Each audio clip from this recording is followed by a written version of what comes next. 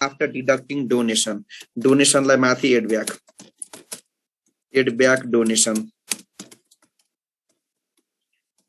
Donation in यो रहेछ 9th year मा. Add back donation in 9th year मा. Donation कति छ? Donation रहेछ कति भन्दाखेरि donation रहेछ 2 लाख रुपैयाँ नै रहेछ. अनि त्यसपछि फेरि पढौं. In the year 10 the company incurred pollution control cost भनेको छ 1,20,000 PCC माथि जोडिहालौं. PCC यो in 10th year. In 10th year. 1 lakh कसरी 2 लाख कसरी? त्यहाँ हेर न.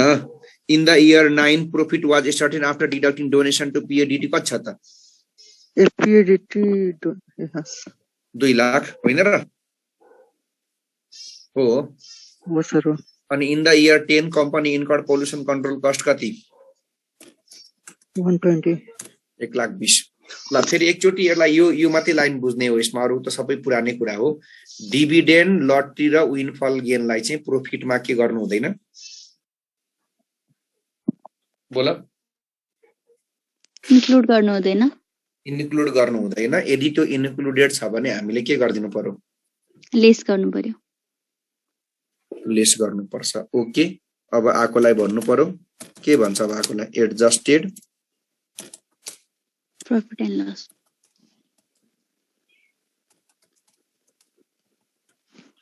कति हुन्छ यो?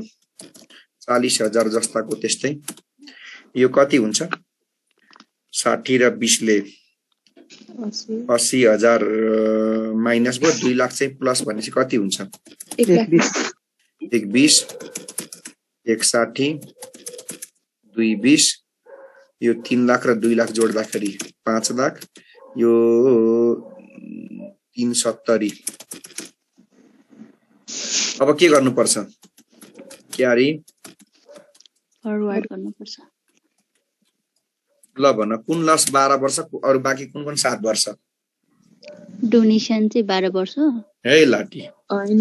पेट्रोलियम इलेक्ट्रोनिक टनेलहरु भन भने 12 होइन भने 7. सबै 7. पढ. यसमा कतै पेट्रोलियम इलेक्ट्रोनिक के भनेको छ? छैन. ल अब यहाँ सुन है. यहाँ 5 बाट दिए पनि सुन है. यहाँ 5 बाट दिए पनि त्यहाँ तल उले कुन इयरको लस दिएको थियो? लेखा पहिला सेकेन्ड इयर्स लस. कति वर्ष अरे? 7 वर्ष. कहाँसम्म पाइन्छ त? ए यो म्युट गर यार. अनि सेकेन्डको लसलाई घटाउने चाहिँ भनेको कहाँबाट? 2 को फरवर्ड कहाँ हुन्छ? 3 मा. 3 पछि 4 मा. तर यहाँ 3 4 को इयर छ छैन. हैन भने अब कहाँ जाने? 5 मा. 5 मा किन म घटाउँदिन? किनभने 5 मा के छ? लसमा छ. लसै छ. अब जाउँ 6 मा. कति हो लस जम्मा सेकेन्ड इयरको? 68,000. यहीँबाट घटिहाल्यो. यता कतै जानै परेन. ओके. अब सेकेन्ड सकेपछि कुन इयरमा जाने? फर्मेटमा हो अब 5th इयरमा. अब 5th इयरको लस.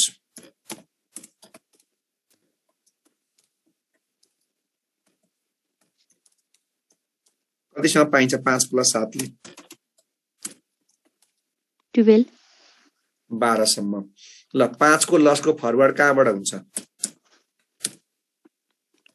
6 मा.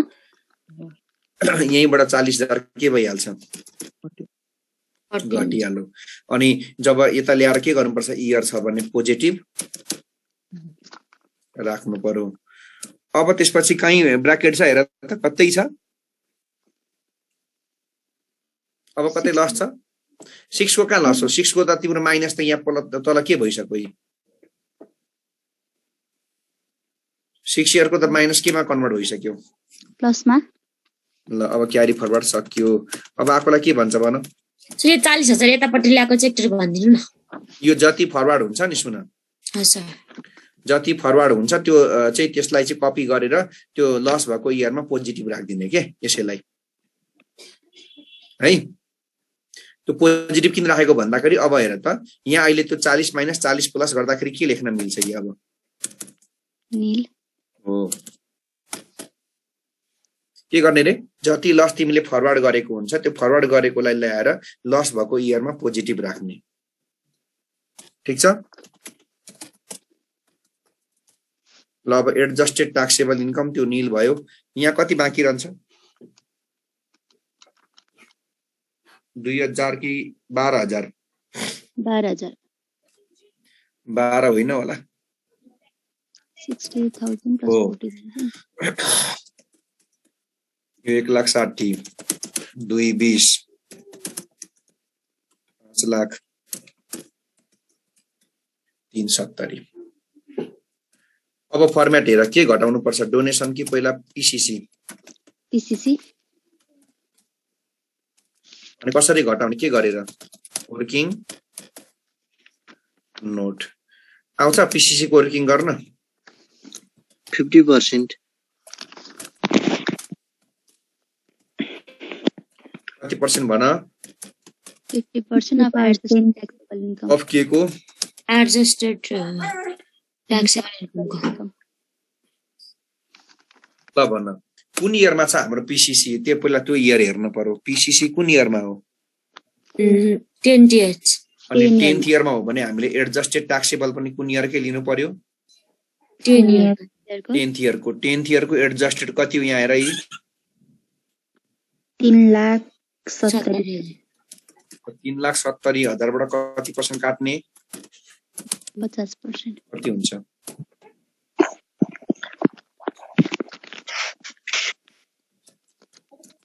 यही हो ओ सर 18,000 ओ सर और एक्चुअल कहाँ हुन्छ क्वेशनमा अच्छा एक्चुअल पीसीसी क्वेशनमा 1,20,000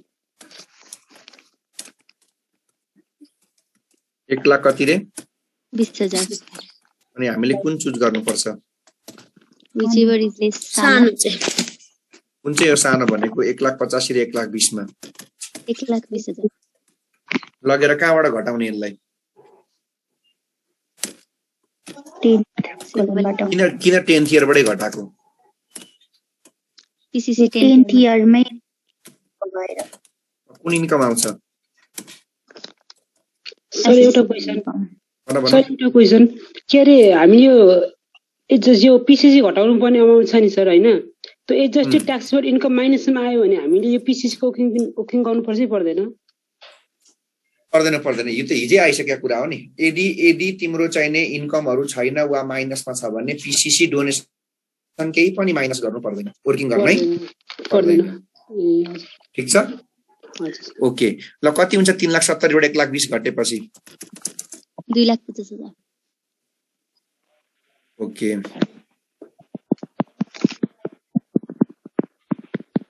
ल अब त्यसपछि लेस के घटाउने पालो आयो डोनेसन अनि यो सिधै घटाउने कि वर्किङ गरेर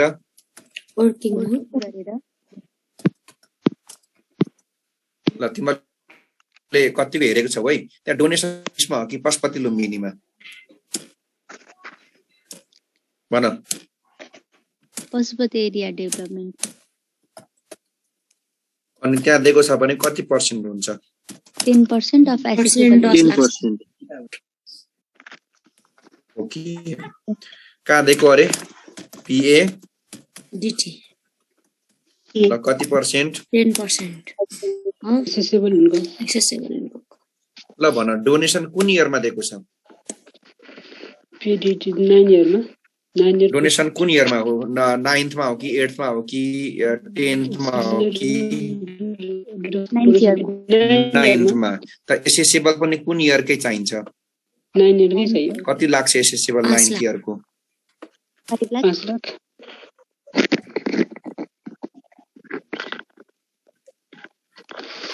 5 लाखको कति पर्सेन्ट 10% कति हुन्छ 5,000 है 50,000 होला नि 50,000 अनि यसको लिमिट कति हो म्याक्सिमम 10 लाख लिमिट रुपीज कति रे 10 लाख अनि एक्चुअल कहाँ दिएको हुन्छ क्वेशनमा क्वेशनमा 2 एक्चुअल लाख कहाँ दिएको दिएको छ हुन्छ क्वेशनमा 2 लाख दिएको छ कति दिएको छ क्वेशनमा 2 लाख 2 लाख हामीले कुन चुज गर्ने हो सानो चाहिँ सानो कुन चाहिँ हो 50,000 50,000 50,000 लगेर कुन इयरबाटै घटाउने 9 years अब के आउँछ ट्याक्सेबल इन्कम यो नीलको नील यो कति हजार 12 हुन्छ नि 60,000 450 250 सक्यो अब एक्सप्लेन गर्नुपर्छ लिएर अनि म एक्सप्लेन सिकाउँछु पहिला format screenshot sir tax liability गर्नु पर्दैन अनि वर्किङ नोटको लिनु हैन ट्याक्स लायबिलिटी गर्नुपर्छ रिक्वायरमेन्ट के सोधेको छ रिक्वायरमेन्ट हेर त ट्याक्स मात्रै सोधेको होला ट्याक्सेबल इन्कम मात्र सोधेको छ यदि लायबिलिटी पनि सोध्यो भने चाहिँ के गर्ने चाहिँ 25% गर्ने अब त्यहाँ अहिले सिकाइदियो तर सोध्दैन यसमा हजुर हुन्छ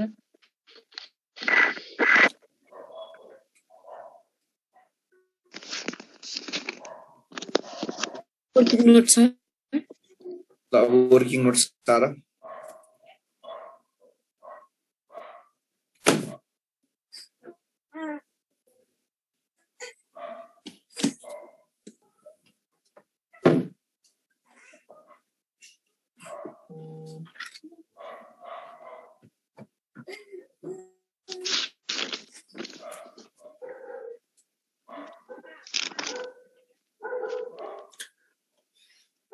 अब यो नोट पनि लेख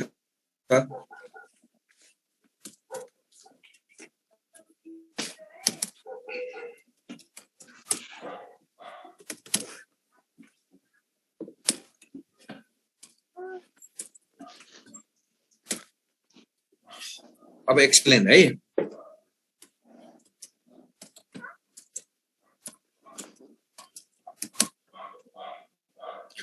ल एक्सप्लेन कसरी लेख्ने अरे भन्दा मैले हिजो अलिअलि सिकाइदिएको छु पहिला 1 नम्बर कति वर्ष फरवर्ड गर्यो लस अहिले 7 वर्ष कि 12 वर्ष 7 वर्ष लसेस अफ कम्पनीको नाम छ भने कम्पनीको नाम लेख छैन भन्ने नर्मल कम्पनी लेख्देऊ losses of normal company can be carry forward up to next कति वर्ष फरवर्ड गर्यौ 7 years अनि एक्सपेन्सेसलाई के लेख्ने भनेको छु मैले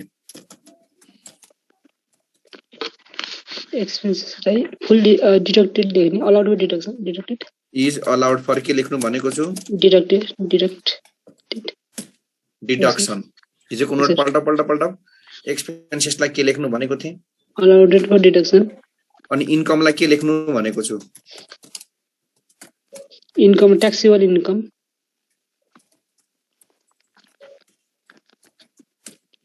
ट्याक्सेबल इन्कम अनि क्यारी फरवर्ड भइसकेको लसलाई के लेख्नु भनेको छु फुल्ली क्यारी फरवर्ड गर्ने कुन इयरमा लस थियो सेकेन्ड इयर र 5 इयरमा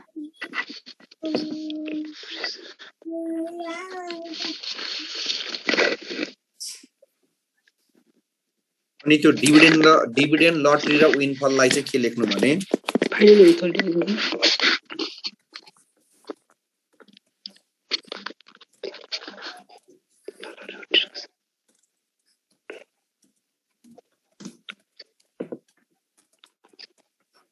बस यति भा सक्यो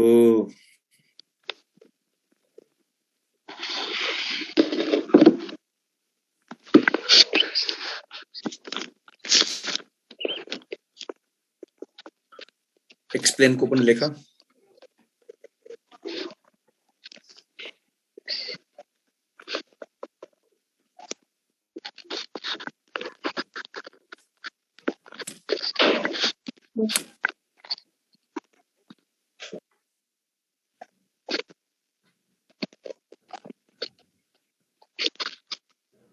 सर भोलि क्लास हुन्छ कि हुँदैन? भोलि के गर्ने? क्लास पढौँ न हामी, हाम्रो लागि एकदम आइसक्यो। रबिन सरको त हुन्छ सर। हजुर रबिन सरको त हुन्छ। भोलि यसो गरौँ न, भोलि के गरौँ भन्दाखेरि हामी त्यसो भएदेखि ठिक 7 म रबिन सरलाई नि भन्छु अलिकति हैन, रबिन सरलाई नि भन्छु म भोलि चाहिँ के गर्छु भने 7 to ठ्याक्कै 7 बाट है फेरि 8:30 सम्म लिन्छु ल। हुन्छ सर, अझै धेरै पढ्नु हुन्छ। न्यू च्याप्टर इम्प्लोइमेन्ट, यो छुटो भने फेरि अरु केही पढेको बुझ्दैन है।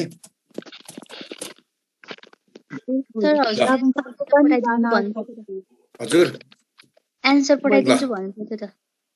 यो बेलुकै